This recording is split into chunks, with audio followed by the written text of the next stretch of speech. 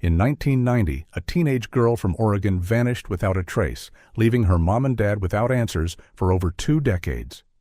But 22 years later, her father flips through an old-school yearbook of hers. And what he notices in that moment changes everything. The fog rolled in from the Pacific Ocean, blanketing the coastal town of Mornington, Oregon, in its customary morning shroud. Frank Sanders stood at the window of his daughter's bedroom, watching as the mist swirled around the lighthouse point in the distance. The scenic beauty of this small town, with its thick woods and dramatic cliffs overlooking the ocean, had always been a source of comfort for him, until 22 years ago, when his daughter vanished without a trace. Frank turned away from the window, his eyes scanning the untouched bedroom. Everything was exactly as Alicia had left it that spring day in 1990, a few weeks after her high school graduation. Posters still clung to the walls. Her desk remained organized with textbooks and notebooks, her closet still full of clothes that hadn't been worn in over 2 decades. "It's time," he whispered to himself, recalling the conversation he'd had with his wife Elaine the previous night.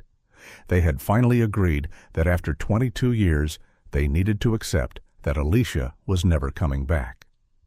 Today was the day they would sort through her belongings, donate what could be useful to children in need, and move the rest to the attic. Frank opened the window to let in fresh air, immediately disturbing years of settled dust. He sneezed and wiped his eyes, then moved to the closet and began taking out Alicia's clothes. Each item brought back memories: her favorite blue sweater, the dress she wore to her junior prom, the faded jeans with patches she had sewn on herself. He worked methodically, placing items in different boxes, one for donation, one for storage, one for keepsakes. When he reached her school supplies, he hesitated. These represented his daughter's aspirations, her future that never came to be. She had been accepted to the University of Oregon, planning to study marine biology. As Frank sorted through textbooks and binders, he came across a book he didn't recognize, Alicia's high school yearbook. Surprisingly, he realized he had never looked through it before. In those painful days after her disappearance, neither he nor Elaine could bear to see Alicia's smiling face captured in those pages, frozen in time with classmates who had gone on to live their lives. Frank sat on the edge of the bed and opened the yearbook. The weight of it in his hands felt significant, like he was holding a piece of his daughter's life that had remained unexplored. He flipped through the glossy pages until he found Alicia's senior portrait. Her smile, so bright and hopeful, sent a familiar jab of pain through his heart. 22 years, he whispered, running his finger over her face. "I need to learn to keep you in my heart without this pain, sweetheart." His eyes drifted to the photo beside Alicia's, her best friend, Amy Davidson. Amy's face brought back memories of sleepovers, dinner at their table, the girls laughing and whispering secrets. Frank realized he hadn't heard anything about Amy in years. After Alicia disappeared, Amy had visited regularly for a few months, but eventually those visits stopped. Curious, Frank flipped to the section with individual student profiles. Each senior had a page with a short biography and personal quotes.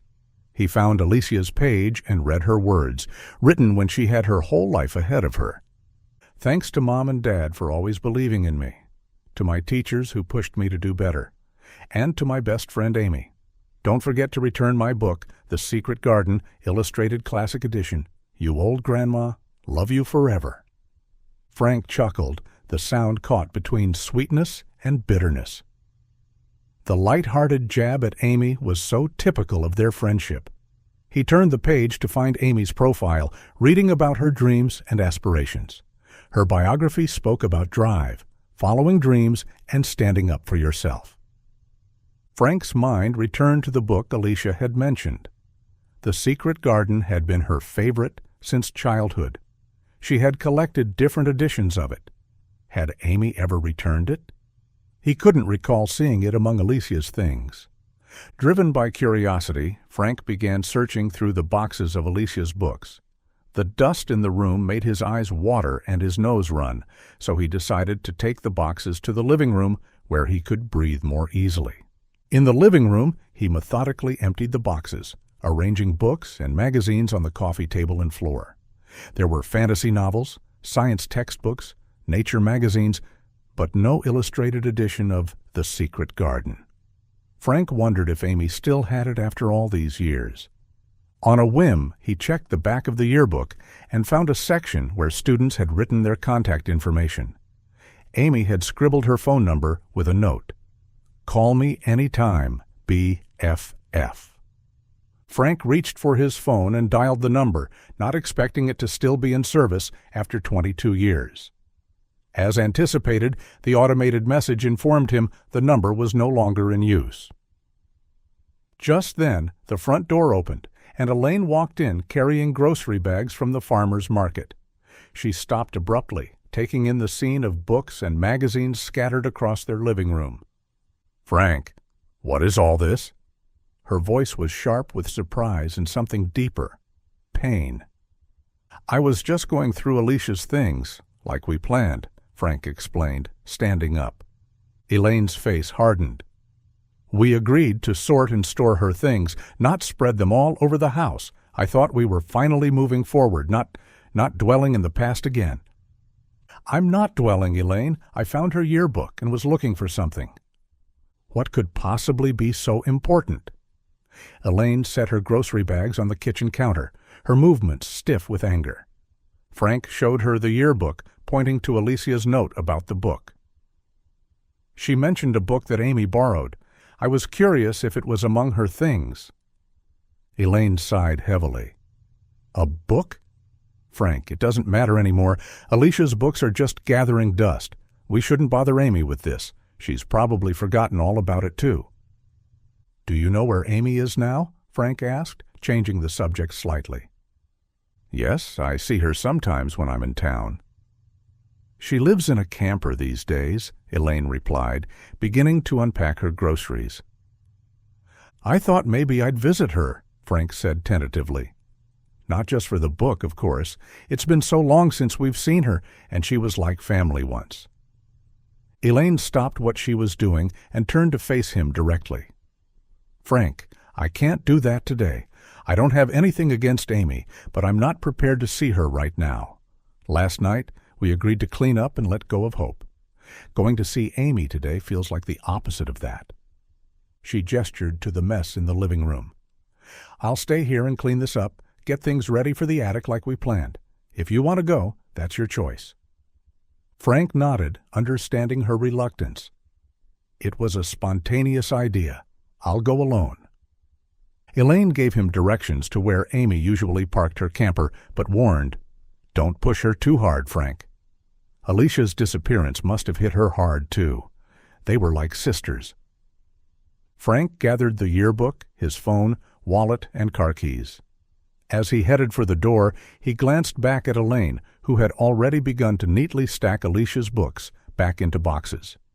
He felt a pang of guilt for leaving her with the cleanup, but something was pulling him toward Amy, toward answers to questions he hadn't even formed yet. The door closed behind him as he stepped out into the misty Mornington morning, the yearbook clutched tightly against his chest. Frank drove through the winding coastal roads of Mornington, following Elaine's directions to the camper park where Amy Davidson now lived. The journey took about 20 minutes, leading him away from the town center to a modest area where several camper vans were parked along a strip overlooking a wooded area. He parked his car and looked around, trying to identify which might be Amy's. There were about a dozen campers of various sizes and conditions. Some looked permanent, with small gardens planted beside them and outdoor furniture set up. Frank approached a man who was washing the windows of his RV. "Excuse me, I'm looking for Amy Davidson. Do you know which camper is hers?" The man pointed toward a blue and white camper at the far end of the lot. "That's Amy's place. Nice lady. Keeps to herself mostly." Frank thanked him and walked over to the indicated camper. It was modest but well-maintained, with a small potted plant by the door. He took a deep breath and knocked. After a moment, the door opened. A woman in her early 40s stood there, her blonde hair now streaked with strands of gray, her face showing the subtle lines of middle age. She looked at Frank with polite confusion, no recognition in her eyes. "Can I help you?" she asked. Frank realized with a start that they wouldn't recognize each other. The last time they'd seen each other, Amy had been a teenager, and he had been 22 years younger. "Amy, it's Frank Sanders, Alicia's father." Her eyes widened in surprise, then filled with a mixture of emotions: recognition, sadness, warmth. "Mr. Sanders? Oh my goodness, please come in." She stepped back, opening the door wider. Frank climbed the 2 small steps into the compact but cozy living space. The camper was neat and decorated with personal touches: photographs, small plants, colorful pillows. "Please, sit down. Would you like some coffee?" Amy gestured to a small dining area. "Coffee would be nice, thank you," Frank said, settling onto the bench seat. As Amy prepared the coffee, Frank noticed how her movements were deliberate, almost cautious, as if she was giving herself time to process this unexpected visit. "What brings you here after all these years?" she asked, placing a steaming mug in front of him before sitting down across the table. Frank pulled out the yearbook he'd brought with him. "I found this today while cleaning out Alicia's room. I realized I'd never actually looked through it before." Amy's eyes fixed on the book. "I remember this," she said softly, reaching out to touch the cover. Frank opened it to Alicia's profile page and pointed to the note about returning the book. "I was curious about this book she mentioned. Did you ever return it to her?" Amy's expression softened into a sad smile. "No, I didn't. I was such a forgetful girl back then, and Alicia knew it. She always teased me about it." She got up and moved to a cabinet beneath her bed. After rummaging for a moment, she pulled out a worn copy of The Secret Garden Illustrated Classic Edition. "I kept forgetting to return it, and then, after she disappeared, I couldn't part with it. It's the last thing I have from her." Amy held the book carefully, as if it were made of delicate glass. "Would you mind terribly if I kept it? It's become very precious to me over the years." Frank nodded, understanding completely. "Of course you can keep it." He took the book when Amy handed it to him, opening it gently. The pages were yellowed with age, but the illustrations were still vibrant. As he flipped through, he paused at a page that had been used as a bookmark. It looked like a torn page from a youth fashion magazine. Frank unfolded the page to reveal a photo shoot featuring teenage models. A young boy in stylish clothes caught his eye. Something about him seemed familiar. "Who's this?" he asked, pointing to the model. Amy leaned forward to look. "That's Jason Murray. He was in our class." Frank turned back to the yearbook and found Jason's photo near Alicia's. "I remember now. He was quite talented to be modeling at that age." "He still models occasionally, from what I hear. He has his own fashion line now," Amy said. Frank looked up. "You know, Elaine once mentioned that you were dating Jason back then. I didn't pay much attention at the time." Amy's expression changed immediately. "That's not true at all. I never dated Jason. In fact, I never even liked him. He was actually close with Alicia for a while." This caught Frank by surprise. "Alicia? She and Elaine never mentioned anything about Jason to me."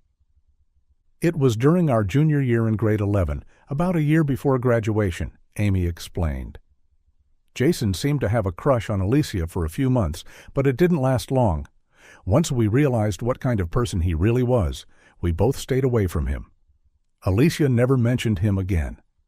Amy paused, seeming to recall something. "Actually, now that I think about it, I did see them talking a few times during senior year.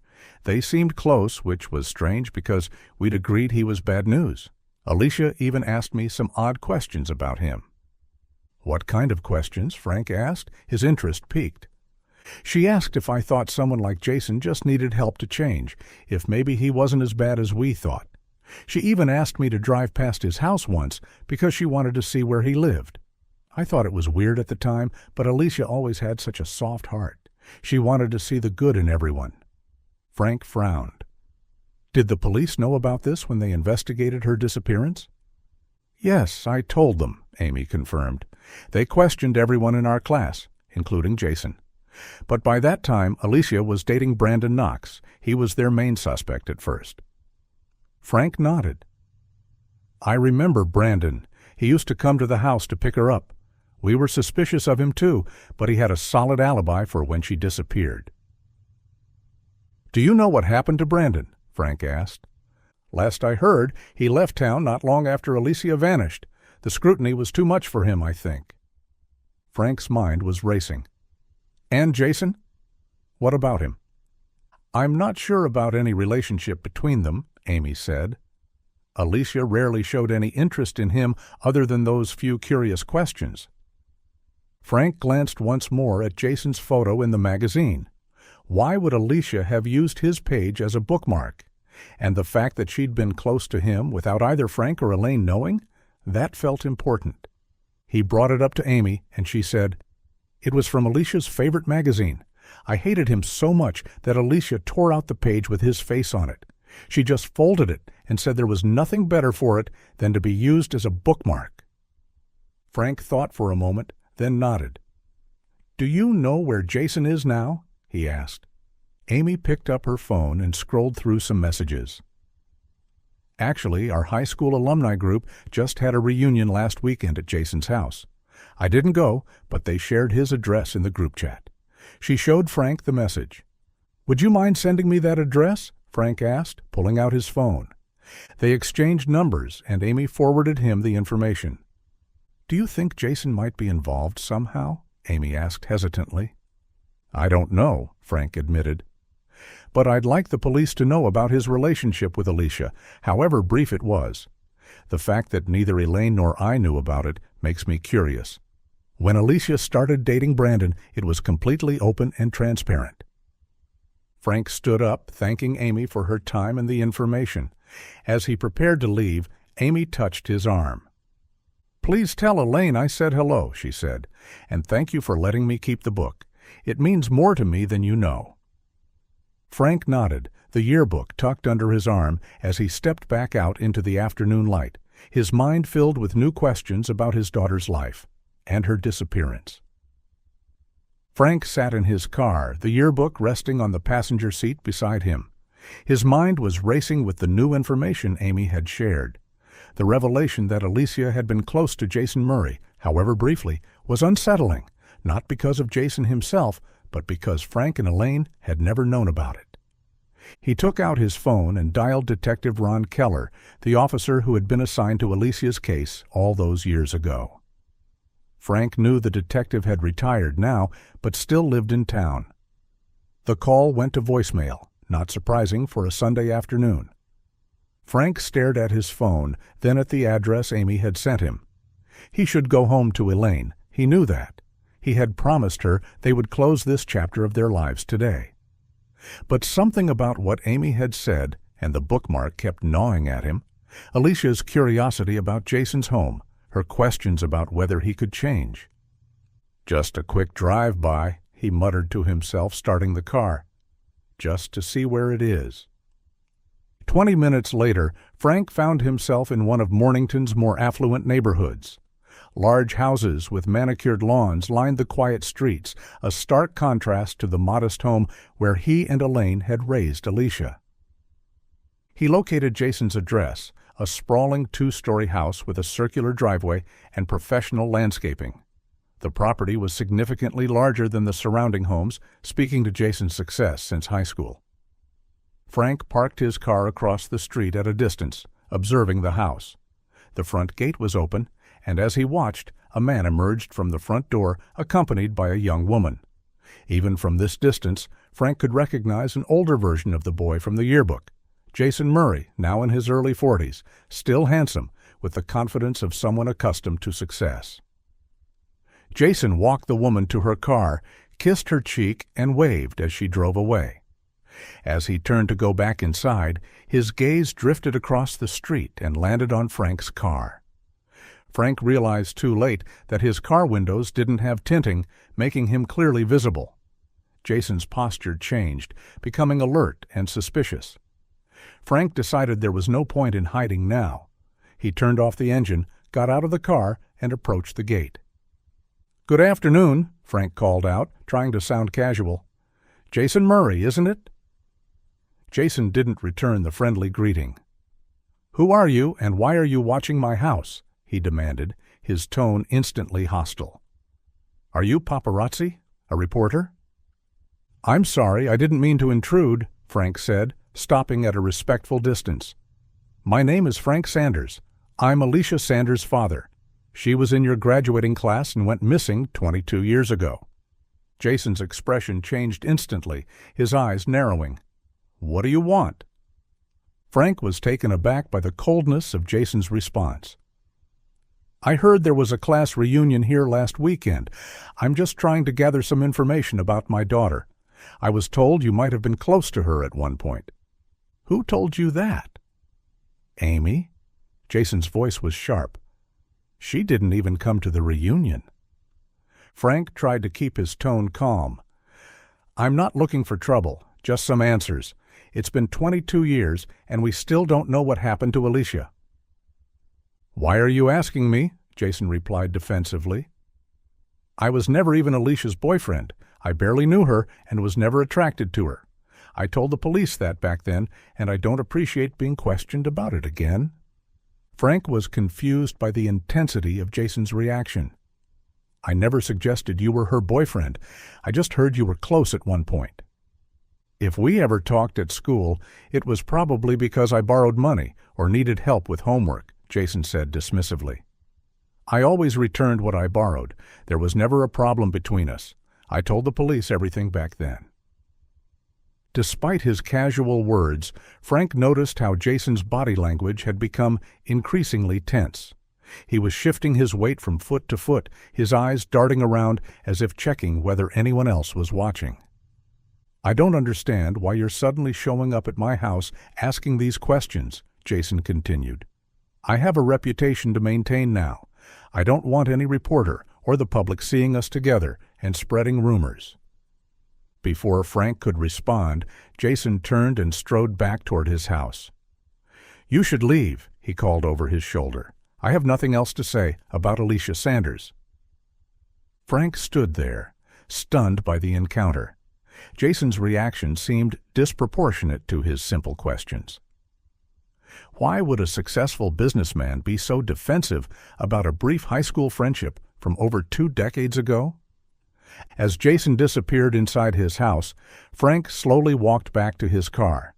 His hands were shaking slightly as he gripped the steering wheel.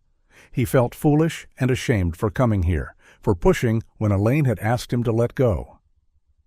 "What was I thinking?" he muttered to himself. "I promised Elaine we'd close this chapter today, not reopen old wounds." He started the car, casting one last glance at Jason's house before driving away. If Elaine knew he had come here instead of helping with the cleanup at home, she would be hurt and angry. Frank had allowed himself to be pulled back into the vortex of questions and possibilities that had consumed the first years after Alicia's disappearance. As he drove back toward town, Frank tried to convince himself to let it go. Jason's hostile reaction was probably nothing more than annoyance at having his Sunday afternoon interrupted by a reminder of a tragic event from his youth. Anyone would be uncomfortable being spontaneously questioned about a missing person case after so many years. Yet something about Jason's defensiveness nagged at Frank. It seemed excessive, almost panicked. Was it just the surprise of being confronted unexpectedly, or was there something more? Frank shook his head, forcing himself to focus on the road. He had promised Elaine they would move forward today. He needed to honor that promise and stop chasing ghosts from the past. As Frank drove back into town, his mind kept replaying the strange encounter with Jason Murray. The man's hostility had been unexpected and unsettling. Frank knew he should go home to Elaine, but he couldn't shake the feeling that he had stumbled onto something important. Almost without conscious decision, he found himself turning toward Mornington Memorial Funeral Home. If he and Elaine were truly going to close this chapter of their lives, perhaps it was time to consider a formal memorial service for Alicia, even without a body to bury. The funeral home was quiet when Frank entered. A gentle-faced receptionist greeted him, and after hearing his purpose, provided him with brochures detailing services and prices. Frank thanked her and, brochures in hand, walked back to his car. As he opened his car door, a flicker of movement across the street caught his eye. Jason Murray was heading into a hardware store. Then, just moments later, he reappeared at the cashier, holding a shovel and a small wooden box. Frank froze, his gaze locked on Jason as he loaded the items into his car. Frank ducked into his own car, not wanting to be seen. Through his rearview mirror, he watched as Jason walked to the floral shop next door to the hardware store. A few minutes later, Jason emerged carrying a bouquet of white hyacinths. White hyacinths, Alicia's favorite flowers. A chill ran down Frank's spine. It could be a coincidence, of course. Plenty of people liked white hyacinths. But combined with Jason's earlier behavior and the shovel. Frank's heart pounded as Jason placed the flowers in his car and drove away. Without allowing himself to think about the consequences, Frank started his car and followed at a safe distance. Jason drove through town and then took the coastal road leading toward Whitlow Cliff, an area known for its dramatic ocean views and the few vacation properties scattered along its wooded slopes. Frank maintained a careful distance, not wanting to be spotted. Eventually, Jason turned onto a private drive leading to a small cottage perched near the edge of the cliff. Frank drove past, then parked his car further up the road where the trees provided cover. He watched as Jason unlocked the cottage door and went inside. A few minutes later, Jason emerged carrying a gallon container of water. He placed it in a small garden trolley along with the shovel, the wooden box, and the bouquet of white hyacinths.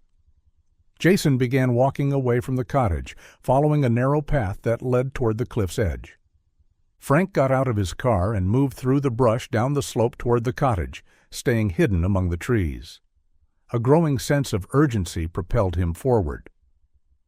Frank waited until Jason was a good distance ahead before carefully following him again. The path wound through scrubby pines and flowering shrubs, eventually opening to a secluded overlook with a breathtaking view of the Pacific Ocean. The afternoon sun hung low in the sky, casting long shadows across the rugged landscape. From behind a large rock formation, Frank observed as Jason selected a spot near the cliff's edge. The man looked around cautiously, as if making sure he was alone, then began digging with the shovel. The rocky soil resisted his efforts, indicating it had been a long time since the ground had last been disturbed. After digging a hole about 2 feet deep, Jason set aside the shovel and knelt beside the hole. He opened the wooden box and stared at its contents for a long moment. From Frank's hiding spot, Frank couldn't see what was inside, but Jason's expression was thoughtful, almost reverent. His lips moved silently, as if reading, or perhaps reliving memories. He shuffled through the papers in his hands, reading each one carefully, taking his time. Finally, Jason closed the box, but before he could secure the lid, a sudden gust of wind swept across the cliff. Papers from inside the box were scattered in all directions. Jason cursed and quickly closed the box before more contents could escape, then scrambled to collect the pieces of paper that had blown around the area. Once he had gathered the loose papers, Jason placed the wooden box into the hole. He laid the bouquet of white hyacinths on top, then began filling the hole with soil. He worked methodically, patting down the earth and pouring water over the mound to compact it. When he had finished, Jason stood over the unmarked grave for a long moment. Then, in a voice just loud enough for Frank to hear over the sound of the ocean waves, he spoke. "I think you can hold these memories now, Alicia." The name hit Frank like a physical blow. He jerked backward in shock, his foot slipping on loose pebbles. He caught himself against a tree trunk, freezing in place and clamping his mouth shut to prevent any sound from escaping. His heart hammered so loudly in his chest that he was certain Jason would hear it. Jason's head snapped up, scanning the surrounding brush. "Hello?" he called out, his voice sharp with suspicion. "Is someone there?" Frank remained perfectly still, barely daring to breathe. Jason picked up the shovel and walked a few steps toward the brush where Frank was hiding. He paused, listening intently, then took another step forward. Frank pressed himself against the trunk of the tree, praying that the shadows would conceal him. After what seemed like an eternity, Jason stepped back. "Just the wind," he muttered, though he didn't sound entirely convinced. He cast one more suspicious glance around the area before gathering his supplies. Instead of returning the way he had come, Jason walked the perimeter of the clearing, as if making sure no one was watching him. Finally satisfied, he headed back toward the cottage, the empty water container and trolley in hand. He leaned the shovel against the side of the cottage before he got into his car and left. Frank waited, counting slowly to 100 to make sure Jason wasn't coming back. When the area remained quiet, he cautiously emerged from his hiding place. His legs felt weak, but determination drove him forward toward the freshly disturbed earth. He needed to know what was in that box. He needed to know why Jason had spoken his daughter's name over what looked disturbingly like a grave. Frank retrieved the shovel from where Jason had left it by the cottage and returned to the burial site. He began to dig, his movements frantic yet cautious. The soil was still damp and easy to move. Within minutes, he had uncovered the bouquet of white hyacinths, their perfume filling the air as he set them carefully aside. Just as Frank's shovel struck the wooden box, a voice behind him made his blood run cold. "I knew someone was out there. I was right." Frank spun around to find Jason standing a few yards away, his expression a mixture of rage and triumph. "You shouldn't have come back," Jason said, advancing slowly. "I saw your car parked up the hill, so I circled back through the woods. What do you think you're doing?" Frank gripped the shovel tightly, both as a tool to continue his work and as a potential weapon if needed. "I heard you say my daughter's name," he said, his voice stronger than he felt. "What have you buried here, Jason? What does Alicia have to do with this?" Jason's face contorted. "You don't know what you're talking about. You shouldn't be here." Frank turned back to the partially excavated hole, determined to uncover the box. "I'm going to find out what's in there." "Stop!" Jason shouted, pulling out a gun. "Drop the shovel." Frank immediately raised his hands in the air, and Jason lunged forward, reaching for the shovel from Jason's hand. Frank swiftly pulled his phone from his pocket with his free hand. "I'm calling the police. They need to see this. Go ahead, shoot me if you want. I'll be with my daughter again, but I'm one button away from alerting them." With unexpected speed, Jason knocked the phone from Frank's hand, sending it sliding dangerously close to the cliff's edge. "No!" Frank shouted. He lunged forward, kicking the gun from Jason's hand and sending it tumbling over the cliff. Then he dove for the phone, his fingers closing around it, just in time before it slipped over the edge. Without hesitation, he pressed the SOS button, knowing it would alert emergency services and transmit his location. "Stop this, Jason," Frank pleaded, backing away from the increasingly unstable man. "The police are coming. Just tell me the truth. Alicia is dead. Nothing can be reversed now. Hiding the truth won't do anyone any good." "You don't understand," Jason shouted, his face flushed with emotion. "I still have my whole life ahead of me, my business, my reputation.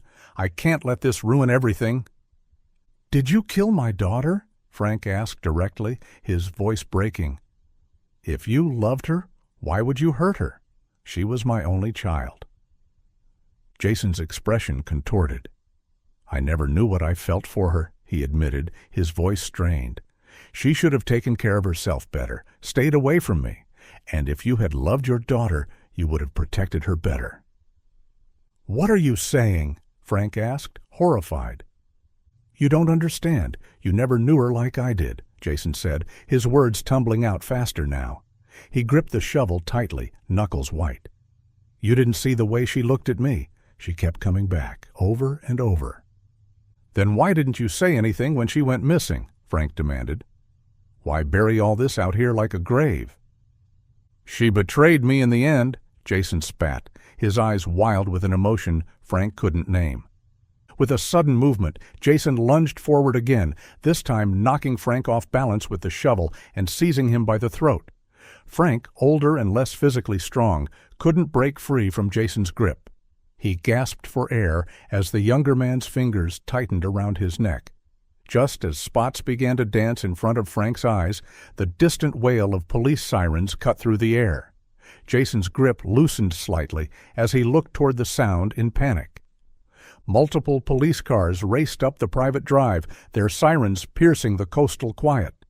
Frank gasped for air as Jason's grip on his throat loosened in surprise. Within moments, officers surrounded them, weapons drawn. "Let him go and step back with your hands where we can see them," an officer commanded. Jason released Frank and slowly raised his hands, and the shovel dropped to the ground. Two officers immediately moved in, securing Jason's wrists with handcuffs while reciting his rights. Frank slumped to the ground, coughing and massaging his throat. "Are you all right, sir?" A female officer helped Frank to his feet. "Yes," Frank managed, his voice raspy. "Thank you." As the officers led Jason to a police car, Frank pointed toward the freshly disturbed earth. "There, he just buried something there. He mentioned my daughter's name, Alicia Sanders. She disappeared 22 years ago." The officer's expression became serious. "Sanders? I remember that case. Let me get Detective Ramirez over here." While a few officers moved to secure the scene, Detective Ramirez approached Frank and handed him back his phone. "Mr. Sanders, I'm Detective Ramirez. Can you tell me what happened here?" Frank explained everything, finding the yearbook, visiting Amy, his strange encounter with Jason at his home, and how he had followed Jason to this cliff. "I know I shouldn't have followed him," Frank admitted. "But when I saw him by a shovel and white hyacinths, Alicia's favorite flowers, something just didn't feel right." Detective Ramirez nodded. "You said he buried something here?" Frank pointed to the fresh mound of earth. "He buried a wooden box and the flowers. Before that, the wind blew some papers out of the box, and he gathered them up. And he said something about Alicia, holding these memories now." The detective motioned to a forensic team that had arrived. "Let's see what we've got." As the forensic team carefully excavated the site, Frank watched with growing apprehension. The first item they uncovered was the bouquet of white hyacinths, still fresh and pristine. Beneath it lay the wooden box. The lead forensic technician opened the box carefully, revealing its contents to Detective Ramirez. Inside was a stack of papers, handwritten notes, photos, and what appeared to be printed text messages, all slightly yellowed with age. There was also a small, handmade wool doll that looked like the kind children make in craft classes. "Jason just buried this," Frank explained, "but he said Alicia could have it now, which means he's been keeping these things at his home all this time." Detective Ramirez put on gloves and began examining the contents of the box. The first items were printouts of text messages between Jason and Alicia, dating back to their high school days. As the detective read through them, her expression grew increasingly troubled. "Mr. Sanders, these messages suggest that Jason and Alicia had a secret relationship during high school," she said gently. "It appears it was complicated." Frank moved closer to see. The messages revealed a relationship neither he nor Elaine had known about. According to the texts, Jason and Alicia had gone out with a group of friends once, with Jason specifically asking Alicia not to bring Amy. At one point during that outing, Jason had kissed Alicia without her consent. The messages showed Alicia's initial upset, followed by a gradual shift. She seemed drawn to Jason despite her misgivings, convinced that he just needed someone to love him and believe in him. Alicia repeatedly told Jason she believed he could change and become a better person, but Jason's responses were manipulative, using her affection without ever committing to her. This went on for nearly a year, Detective Ramirez noted, flipping through more messages. Then Alicia tried to end things. The later messages showed Alicia's growing frustration with the toxic relationship. When she finally broke things off and started dating Brandon Knox openly, Jason's messages became increasingly desperate, then angry. Among the photos in the box were several that made Frank turn away in horror. Explicit pictures of Alicia, taken while she appeared to be restrained. The background showed a rustic interior that matched the cottage Jason had just come from, as well as various locations in the surrounding woods. Detective Ramirez quickly covered these photos, but turned them over to examine the backs. Each one had handwriting, Jason's, they presumed, scrawled across the back. One photo had the same sentence repeated dozens of times, filling the entire back. "You must still love me. You must still love me. You must still love me." Another bore the inscription, "Had a great time at the cliffs with you. Yours, Jay."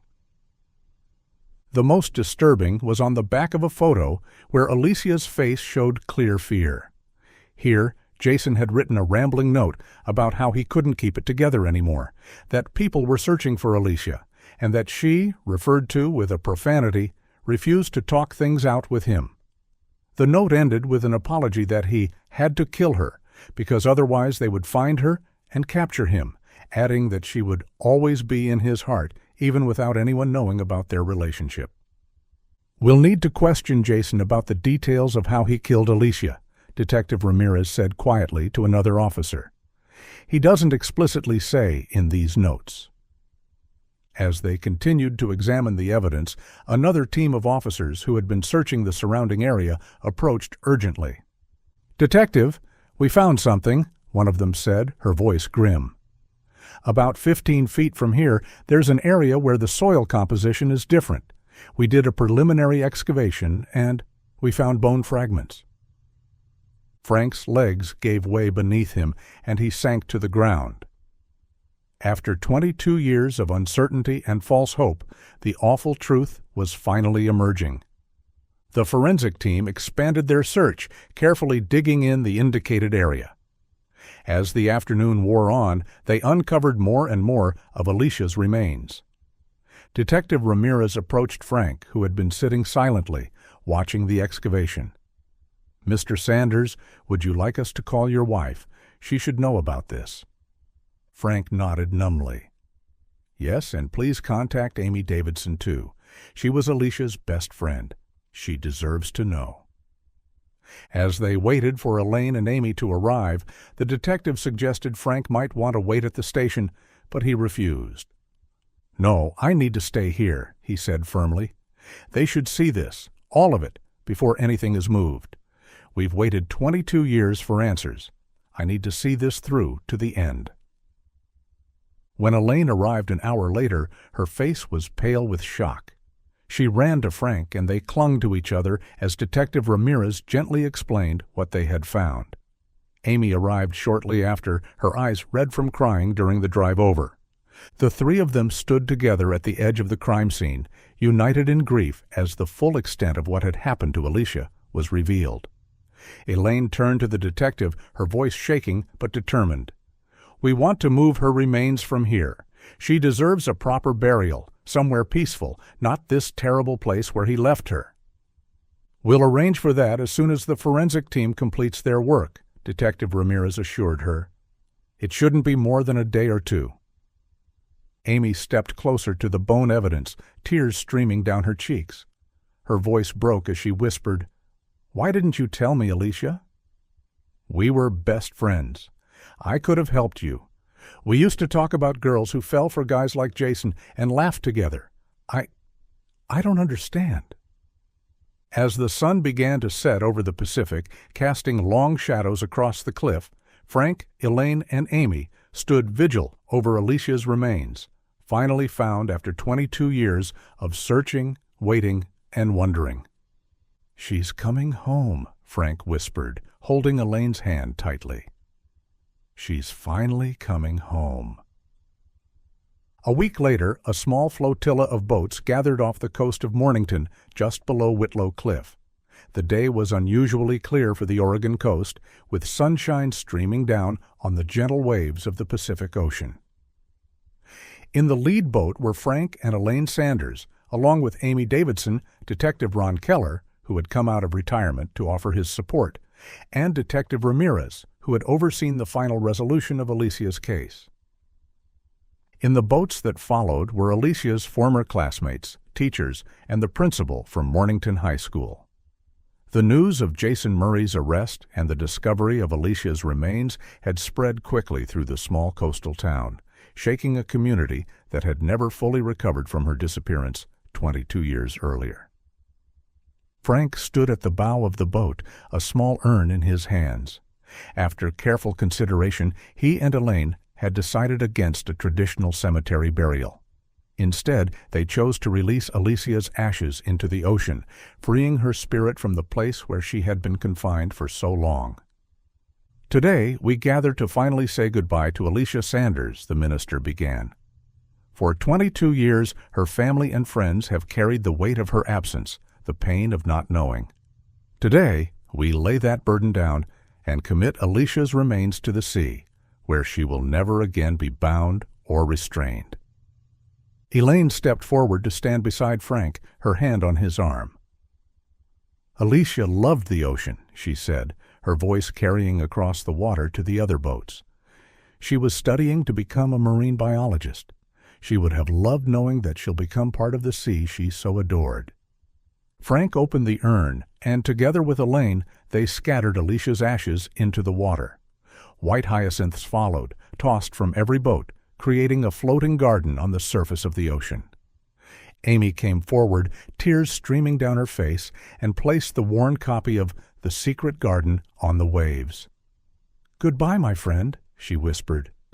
"I'm sorry I never returned your book." After the ceremony, as the boats made their way back to shore, Detective Ramirez approached the Sanders with an update on the case. "Jason has confessed," she told them quietly. "He's given us the full story of what happened." According to Jason's confession, he had kept Alicia captive in the vacation cottage for several days after abducting her. He had been obsessed with her since their brief relationship and couldn't accept that she had moved on with Brandon Knox. He said he promised to make their relationship official if she would just break up with Brandon and tell everyone she had gone on a solo trip to celebrate graduation, Detective Ramirez explained. But Alicia refused. She told him that after years of trying to love him and believing he could change, she had finally realized he was broken beyond repair. The detective continued, her voice gentle but factual. Jason said her words hurt him deeply, and they got into a physical altercation when Alicia tried to escape. They struggled at the cliff's edge, and according to Jason, Alicia nearly managed to push him off. In his rage, he overpowered her and struck her multiple times with rocks. When he realized she was dead, he panicked and buried her body instead of calling for help. Amy wiped away fresh tears. "I remember when Alicia started asking me about Jason, wondering if he could change. I never understood why she was so interested in him when I knew how much she disliked him. I had no idea they were secretly involved." She turned to Frank and Elaine. "I'm so sorry. If I had known, maybe I could have warned her, protected her somehow." "None of this is your fault, Amy," Elaine said firmly. "Jason was manipulative and dangerous. Alicia believed she could help him, and he took advantage of her compassion." Ron Keller, the retired detective who had spent years searching for Alicia, shook his head sadly. "Since Alicia never publicly dated him and Jason had no prior record, we focused our investigation elsewhere. Brandon Knox was our main suspect at first, given that he was her known boyfriend at the time. Jason must have just continued with his life, and no one ever looked his way again." As the boats docked, Frank gazed back toward the ocean, where the white hyacinths were still visible, bobbing on the waves. 22 years of uncertainty had finally ended. The pain wasn't gone. It would never truly be gone, but there was a sense of completion, of closure. That evening, Frank and Elaine sat on their back porch, watching the sunset. Elaine had placed a framed photo of Alicia on the small table between them. Not the formal senior portrait from the yearbook, but a candid shot of her laughing on the beach, hair wild in the wind, face alive with joy. "I think we can finally move forward now," Elaine said softly, reaching for Frank's hand. "Not by forgetting her, but by remembering her as she truly was. Vibrant, loving, full of compassion." Frank squeezed her hand. "She was so much like you, you know. That desire to see the good in people, to help them be better." "And she had your stubbornness," Elaine replied with a sad smile. "Once she decided someone was worth saving, nothing could change her mind." They sat in companionable silence for a while, their shared grief no longer a wall between them, but a bond that had weathered the worst life could throw at them. "I keep thinking about how young she was," Frank finally said. "How innocent, despite everything. She believed in the power of love to transform people." "It's not a bad thing to believe in," Elaine responded. "The world needs more people willing to see the potential for good in others. Alicia's mistake wasn't in believing people could change. It was in thinking she alone could make it happen." Frank nodded, understanding the truth in her words. "I just wish she had told us about Jason. Maybe we could have helped her see the danger." "We'll never know," Elaine said gently. "But I think, wherever she is now, she knows how much we loved her. And she knows we never stopped looking for her." As darkness fell over Mornington, stars began to appear in the clear night sky. Frank thought about the journey that had begun a week ago when he found that yearbook, how a simple note about a borrowed book had led to answers they had sought for 22 years. The mystery of Alicia's disappearance was solved, but the deeper mystery of how to live with loss remained. Yet for the first time in decades, Frank felt a sense of peace. Alicia had been found. She was no longer lost in the unknown, but part of the sea she had loved, free and unconfined. Frank and Elaine would continue to live, to remember, and perhaps, finally, to heal.